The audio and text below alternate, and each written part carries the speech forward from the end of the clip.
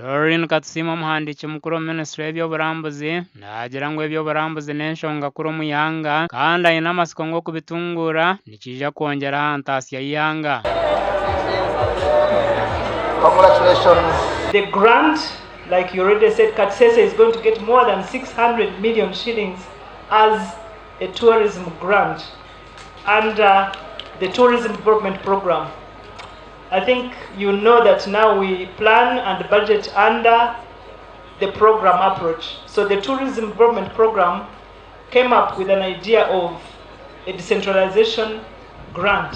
Abalambuzi bano bava mu bitundu eby'enjawulo, so babanguddwa mu misomo egy'enjawulo. Misomo gino kuliko ba first aid, singa omuntu afuna obuvune mu lusozi eyo bamukwata batya, bamujjanjaba batya era bamutuusa batya eddwaliro mu bwangu. Sara Ifungu omunyishenjero wa district ya Kasese asimire gavumenti ahabw'okwongera ebyokwerinda omu marindiro g'enyamishwa. For the peace in the Rwenzori, you climb the mountain peacefully.